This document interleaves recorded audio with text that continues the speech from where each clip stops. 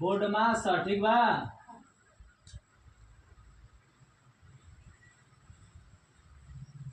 Board मास में ही सब तार बा। जौन मैथ बनावे के बा एकरा के सीरियल नंबर से बनावल जाला ठीक बा। बोर्ड मास के पूरा नाम का तो ध्यान से देखा।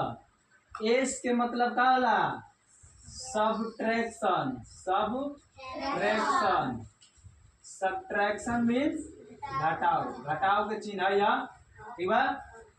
ए के मतलब का होला तो एडिशन होला। एडिशन के हिंदी में क्या कहा जाला जोड़। जोड़ के सिंबल है यह।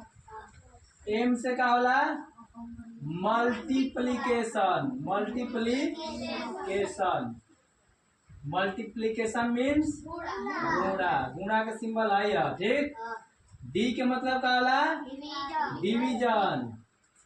डिवीजन के हिंदी में क्या कहा जाला भागा ना भाग। भाग भाग के सिंबल का तो है यह। ओ के मतलब का होला ऑफ होला। काला ऑफ। ऑफ के हिंदी में का कहल जाला चाहे की कह सकता है ठीक बा। एकर सिंबल एकर मतलब काला गुणा ही होला ठीक बा। आ बी के मतलब का होला तब ब्रैकेट। का होला ब्रैकेट। ब्रैकेट के हिंदी में का कहा जाला कोष्टक। कौन सी कोष्टक। अब ध्यान से देखो कोष्टक हमनी के कब आई 4 तरह के आई। पहला कौन आई तो रेखा। रेखा कोष्टक ठीक बा। एकर सिंबल का है ई कोनो संख्या के ऊपर लग रही तो सबसे पहले हमनी के करे का हल करे के बा। दूसरा कौन है तो छोटा कोष्टक का छोटा कोष्टक ठीक बा। तीसरा कौन है मझला कोष्टक का नाम है मझला कोष्टक ठीक बा। चौथा का बड़ा कोष्ठ। बड़ा कोष्ठ ऐसे रहेगा ठीक। तो बोर्डमास के पूरा नाम है ठीक। एस से सब्ट्रैक्शन, ए से एडिशन, एम से मल्टीप्लिकेशन, डी से डिवीजन, ओ से ऑफ, बी से ब्रैकेट। ब्रैकेट सबसे पहले हमनी के रेखा कोष्ठ आवेला तब छोटा कोष्ठ मझला कोष्ठ तब बड़ा कोष्ठ ठीक बा। अगर क्वेश्चन हमनी के ये चारों कोष्ठ में से चारों कोष्ठ अगर देले बा तो चारों में सबसे पहले रेखा आलू एक बाद छोटा तब मझला तब बड़ा ठीक बा। अगर ये कोष्ठ नहीं खे एकरा में तो एगो दोसर नियम पे काम कइल जाला ठीक बा। उ नियम का हमनी के रूल का तो ओकरा के बोला जाला काको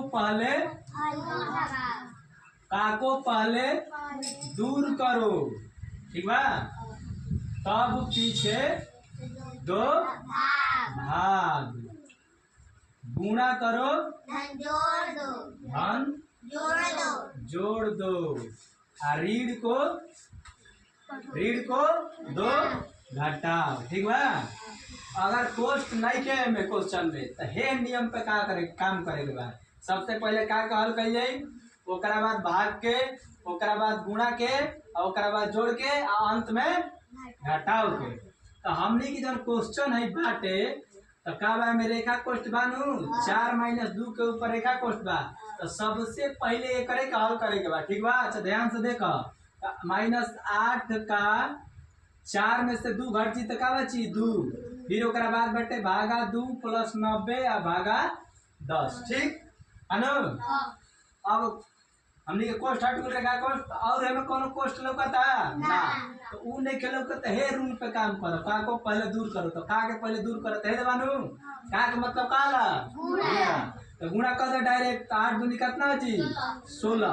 आ कोनो भी संख्या के आगे अगर माइनस लगल बा गुणा करिए तो संख्या का मान माइनस में आई।